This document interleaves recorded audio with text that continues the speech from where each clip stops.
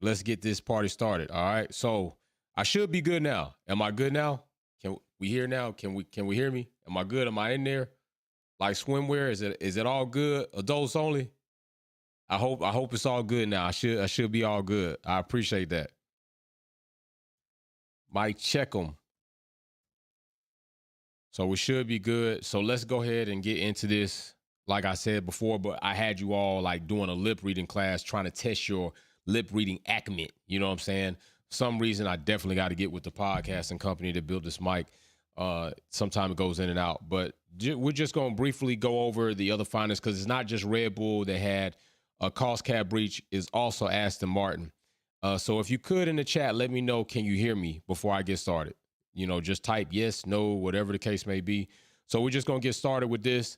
So starting off, the sanctions and terms, we're just going to go through these outline. Now, it's going to be a little bit kind of like wondering, like, with all the cost talk, why is there with Aston Martin not like a minor over expenditure? All right, because it's still 5% or less for minor. So you'll hear a lot of cost talk in here are adjusted. But if you see up top, it says including the following: incorrect, excluded, and are adjusted costs. All right. So number one, they had concerning costs in respect of the new F1 team headquarters. Number two is concerning our research and development tax credit, which we've heard something about tax credits and what they didn't expect and what they did get. So we've heard something about that with Red Bull, and we're going to get into the Red Bull situation a little bit more in depth. I know you usually, I'm a fly off the handle, say my opinion, go crazy, boom, boom, boom. But then when it comes to things outlining articles and sections, I like to come back and like spend some time on that to better improve our knowledge about the inner workings of these documents when it comes to the sport that we like to watch and how these things come together, so we get a better understanding when we hear the terminology used across the airwaves and on television. We can kind of understand, like, okay, I remember vaguely hearing about what that 4.1 or 3.1 H hotel, whatever that was. So we'll circle back on that and do a more in-depth dive on the Red Bull documents versus Aston Martin, because of course Red Bull is going to be more of the hot topic, and they have 2 out of 2 of the breaches, procedural and expenditure. Well, 2 out of 3, because the next one will be major. If you did major, you blow right past the minor. So anyway, and then I'll be back on later because we're going to do updates. So we'll be back later to do updates as far as this race, because there are some updates, or so-called quote unquote upgrades for the Mexican GP. So I'm going to go into that later on. We'll have some pictures. So come back and join us for that live tomorrow for qualifying, real wild live watch along, and then Sunday.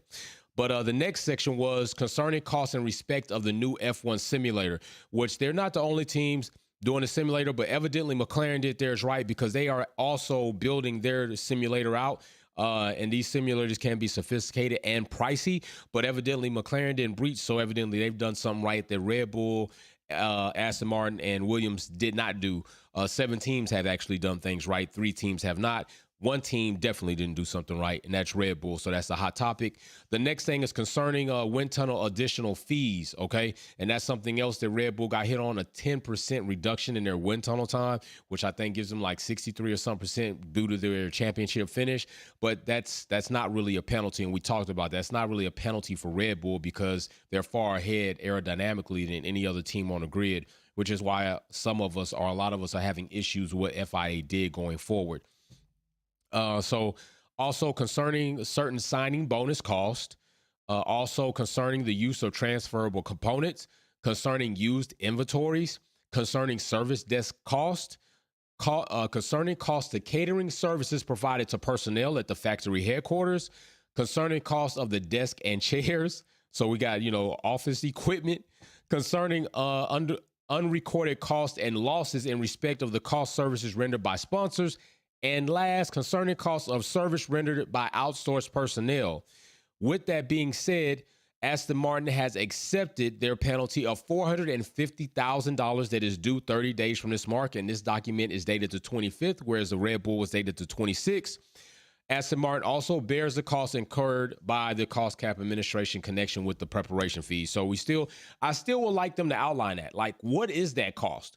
What is this cost? Because then that would also give us something to know as far as how much are you charging for the costs that they incurred during this process.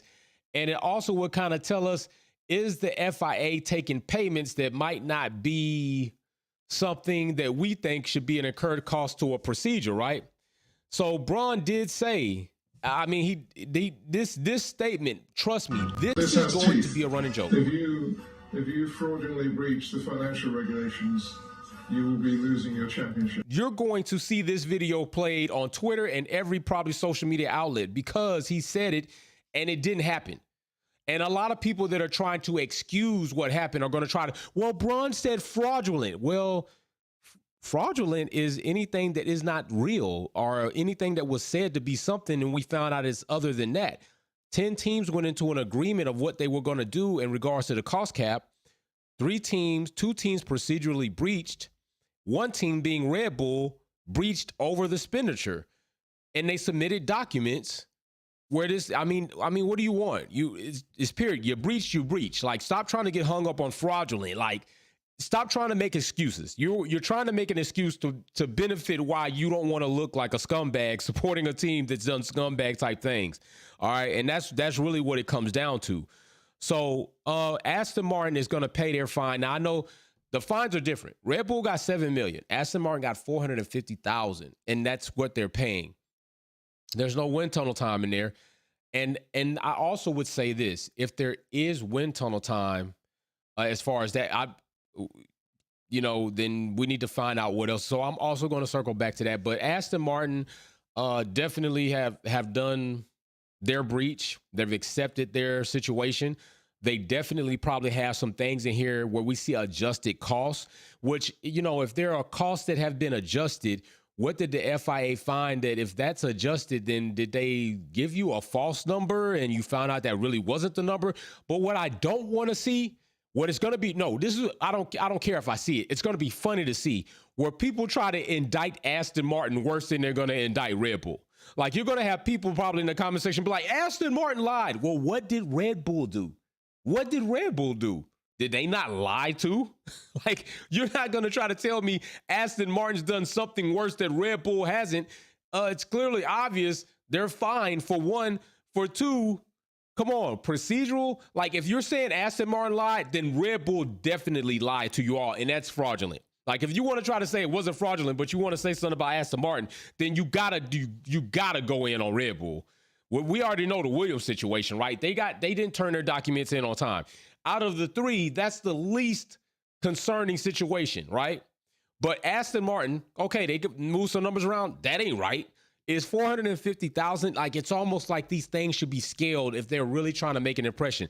Aston Martin should have got $7 million. We damn well know Lawrence Stroll's a billionaire.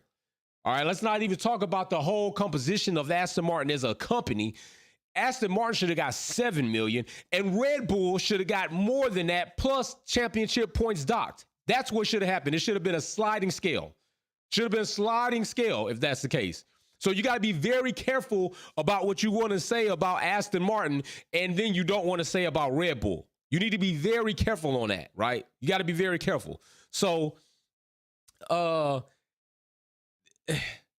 will say this. This is concerning at minimum and detrimental to the sport's integrity at moderate, and at maximum exposes the FIA for what they said they would do and they haven't. I think that any team that breached, especially in the first going phases, there should have been examples set that it is not going to be accepted. Red Bull should have had, listen, we literally saw Mercedes, so we cheating okay. Hey, yeah, Mercedes, that's what I was also going to say. Aston Martin might want to consider breaching a lot more heavier than they did so that it'll benefit them. If that's the case, if Red Bull's going to do what they did and they just got $7 million, Lawrence Stroll can afford $7 million. Aston Martin, breach better next time. Like, breach more. Do more fraudulent things that would at least, like, come to you in championship points. Because it's evident that it's not going to cost you championship points because it's not costing Red Bull championship points. So I would tell Aston Martin to cheat better, right? I know a lot of people say if you're not cheating, you're not trying. So Aston Martin needs to cheat better, and that's probably what they should do. So I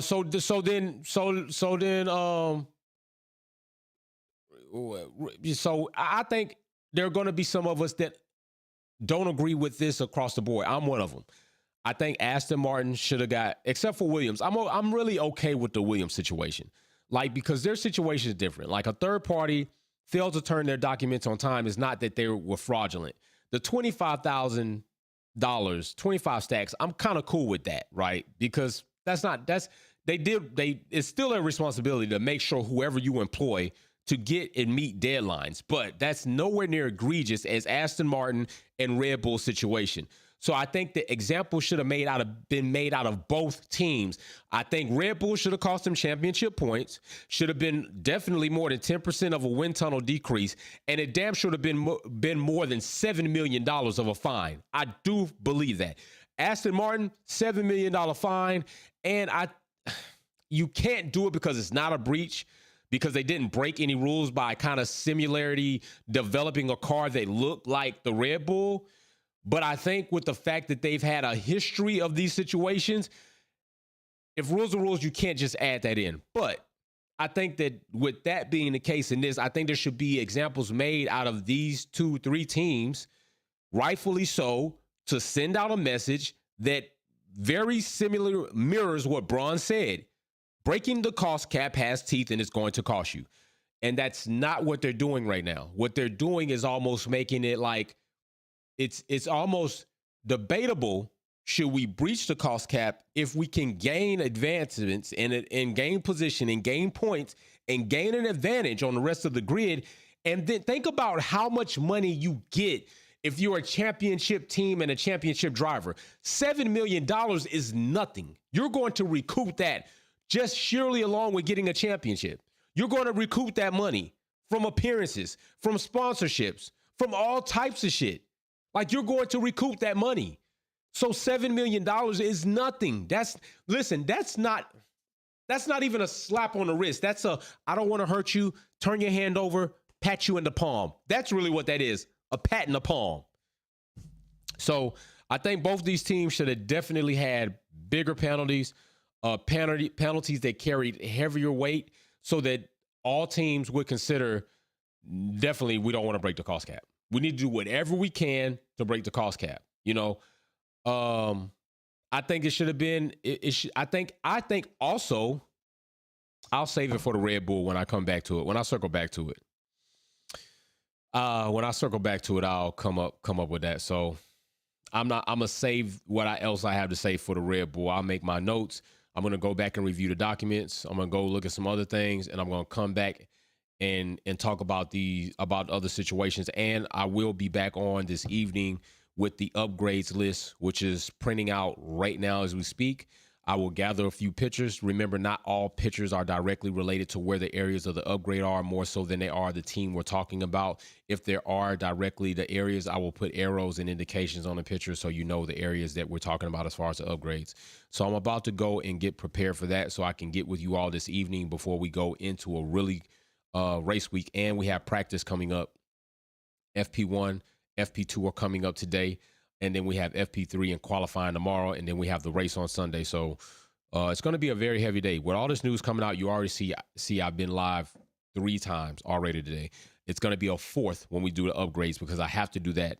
At least I can do it tomorrow. Honestly, I could do it tomorrow, but I might do it today. I'm going to see. So I might do the upgrades tomorrow, being that we have a qualifying event that's going to happen like later, and I might come back today and recircle back on the Red Bull situation, which could take me quite a bit of time to kind of make sure I outline these things. So we'll see. You'll see the posts. You'll see everything, how it's going to go, and we'll do that from there. So hopefully I want to say hopefully you are accepting to what these terms are, because I know I'm not. Plenty of people are. And I know Red Bull fans that are kind of looking at this stuff sideways too. Like, I legitimately have Red Bull fans that are looking sideways at, they got away with one for real. Like, that looked crooked.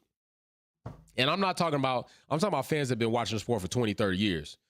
And they like Red Bull today, and they ain't feeling what's going on. So it's not just Mercedes fans. It's not just McLaren fans. As you already see, like, drivers on the grid, I would like to see where Binotto thinks about this. Where's Ferrari? How do they feel about it? Especially seeing kind of how they got away. They didn't get away, but they got away with not being publicly outed to what they did, which was cheating.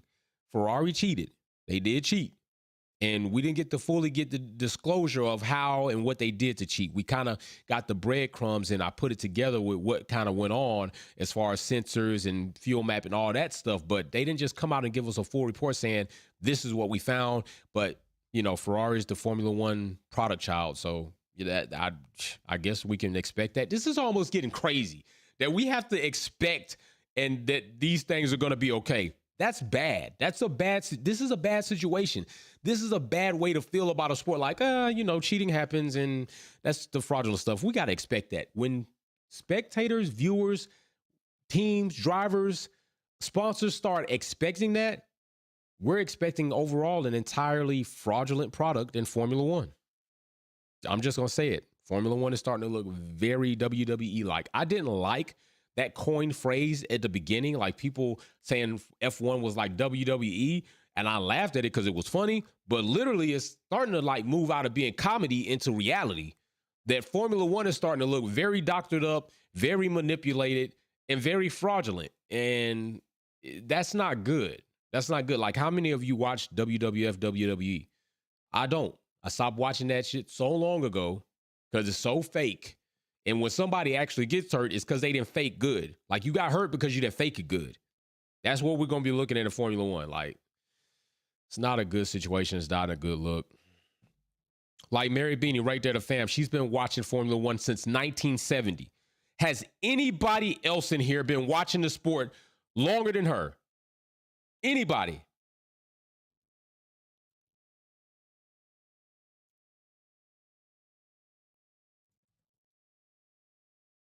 I got to ask you that question. Has anybody in here been watching the sport that long?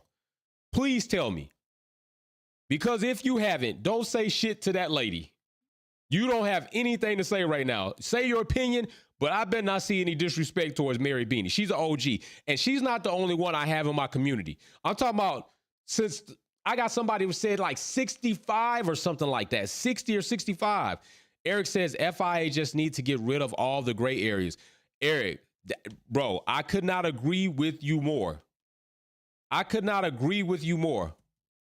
That is a very good point. And I've said that in other videos. Like, they leave too many gray areas to where they not only can manipulate things to kind of go their direction, but it leaves us thinking like, how is that even legit? Like, how is that legit? That's something that shouldn't even be. So I couldn't agree with you more. I agree with you completely on that. Like, it definitely should. They definitely need to get rid of the gray areas. But the problem is, Eric, they put those gray areas in place for these reasons. They put those gray areas in place exactly for these reasons. That's why they've done it. So, wait a minute. 12% said yes. Who said yes, they've been watching Formula One longer than 1970? Please type in here. Please type who that was. Big shout out to FLQ309L. Big shout out for that super sticker. I really appreciate that. Let me give you the dab.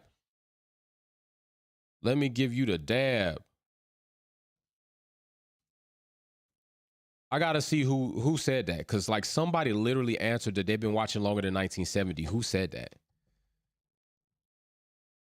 Because I mean, it's cool if you have. So, but anyway, Mary Beanie has. Nal's been watching for a long time. Who else? There was Derek, been watching for a long time, but there are a lot of people that have been watching. Baraka, what's going on? Baraka. The FIA are gonna have to change a lot in the cost cap rules for next season. Have it like NFL with every move you do goes league. Yes, that might be a suggestion too. That might be a suggestion. Salute to you on that one. That might be a suggestion. They definitely need to take some notes, because this is not going the way we planned. So I got a lot to prepare for. I'm trying to keep up with everything going and keep you abreast of everything going, put the content out. I'm going to go ahead and get ready for the Red Bull piece, because we can do that late at night, right? I can go ahead and be up late. So I can get up early tomorrow, and we can do the upgrades list before FP3 and qualifying, definitely.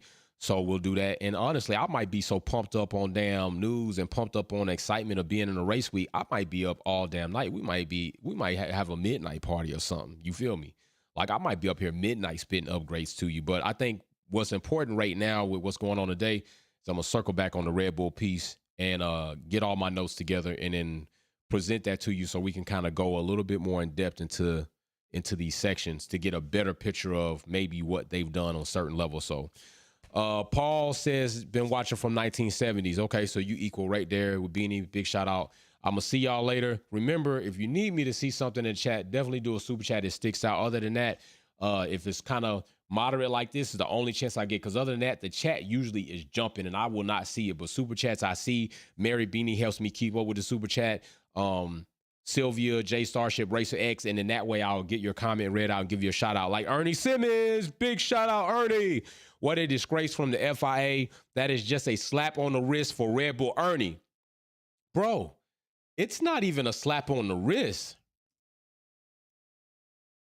It's not even that, bro. It's literally a pat in the palm. That's literally what they did to Red Bull. Don't do that anymore, Red Bull, okay? We do enough for you. We don't want you to look so bad. We're helping you get these championships. You're giving us the fit.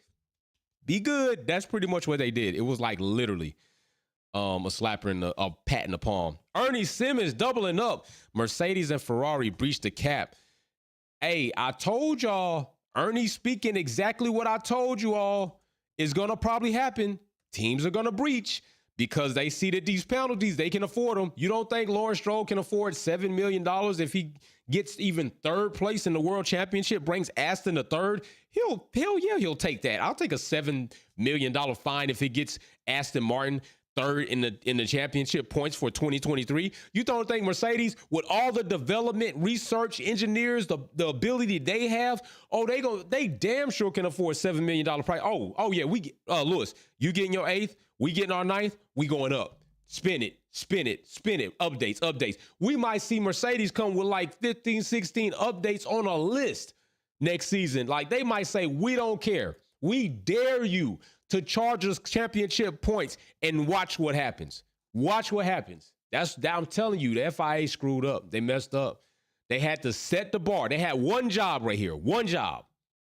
Follow through with what you said. The cost cap has teeth. They should have set the bar up there, and that would have made people be like, I ain't doing it. I'm not doing it. But they didn't do that. Why they didn't do that? Because they love Child was in the game with them and messed up. That's why they didn't do that. So, yeah, it's going to be ugly.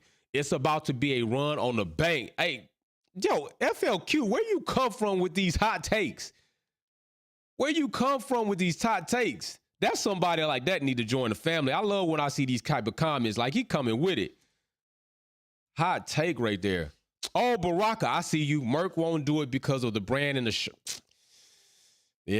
shareholders. Baraka speaking facts. Big facts. That's where I say Red Bull's the type of person to come to the party, to come to a gun party with a tank, knowing that that's against the rules. And don't care about how it looks. If you really look at the landscape of Red Bull, they don't really care about how they look. They've done a lot of racist things. They've had racist board members put out very sensitive or racial type content in a damn conference, in a meeting. They've done promotions and videos that literally have been racist. Don't make me have to remind you. Don't make me have to remind you. I'm pretty sure I can remind you. I'm pretty sure of this, right? I can remind you that Red Bull have done things that definitely show that they don't care about how they look. And I'm being serious when I say this. Like, if I can find that, like, where is it? That's one of the tweets they had to respond to as far as that. Let me see if I can find that. Where's that promotion they ran for Red Bull where it was racist as hell? Like, and I'm just showing this to show you that Red Bull probably don't care about their perception or how they look in public. That's why I'm saying this. And I'm only being factual when I say this based off of what, yep, here it goes right here. So here it goes. If you think Red Bull care about how they look, they would have never, ever put this out. Whereas they would have never put this out. That's literally a promotion and video that Red Bull ran during one of their events. Do you honestly think, Oh, Eric, your super chat didn't go through again. Why not? Where is it? I don't see it up there. That's YouTube, bro. I don't have nothing to do with it. If it didn't go through, that's YouTube. But I definitely would read it if you put it up there. Matter of fact, you've done a couple of things, bro. So for this one time, man, because you've been with rocking with the fam hard last few weeks and you've been super chatting it up. Go ahead and put your comment, your super chat and regular comment, and I'll go ahead and read it, bro. We can't get mad at the teams anymore. We need to get mad at FIA for leaving all those gray areas in the rules. That's a fact, Ernie. That's a fact, Eric. That's a fact. You spitting facts on that. You spitting facts. FLQ, all of this to stop Lewis being the most winningest driver. And you know what, man? At first, people might want to say, like, that's like a fallacy, like not real, but it might be real, man. It might be a real thing. Like, for real. Like, it might be a real thing. Like, FLQ, that might be real. But listen, when you talk about, like, somebody made the comment there that Mercedes are going to be worried about how they look and their shareholders, evidently Red Bull's not. This is literally a racist ass promotion they ran. This is Barack Obama, the only black president in the United States history, and they have him chasing after a banana that not only is also in blackface, but blackface individuals behind Barack Obama chasing him are chasing a banana. You don't think that's racist as hell? And Red Bull thought that was okay. As you see, Red Bull image behind it. That was a Red Bull event. They were okay with running that. So I don't think Red Bull have any shame in their game. Their marketing team literally did this. Bombs and stuff go there. Like, they don't have like any of that. I'm just telling you, like, I don't think that they're concerned about their image at all with what they've done, with what they've said, with how they've come across. I just don't think that's something that they're concerned about, whereas Mercedes definitely is concerned about that. So we'll see what happened. So, hey, stay tuned. We're going to be back. I'm going to go make my notes. Got to give me a little snack. Got to do some things. And then I'm coming back on. We're going to probably do this live so y'all can interact. It's going to be open to everybody. But remember, qualifying tomorrow watch along is only open to subscribers because I do a trivia for prize. And only if you're a subscriber or a Wolfpack member am I opening the qualifying watch along. So you have to be a subscriber for longer than like so many hours. So if you're going to want to be a part of that trivia game and win the prize, consider subscribing today so that you are applicable and eligible by tomorrow. Okay. When I go live. Also, it will be completely open finale lap on Sunday. So everybody's welcome to that. No prizes on that. And also people will be updated. I'm pretty sure before the end of the season, if certain people are still in the super chat, we're going to have a couple of these VIP boxes to give away because there are some people that are like right there. So big shout out to you. Oh yeah. Let me get some honey buns. I'll get some honey buns out. Honey buns. I do honey buns on qualifying. That's what I do. Cause I get hunger pains. Cause I be going amped up. I be amped up. Also, I got to have my honey bun. So big shout out to y'all. I'm going to see y'all later. Peace.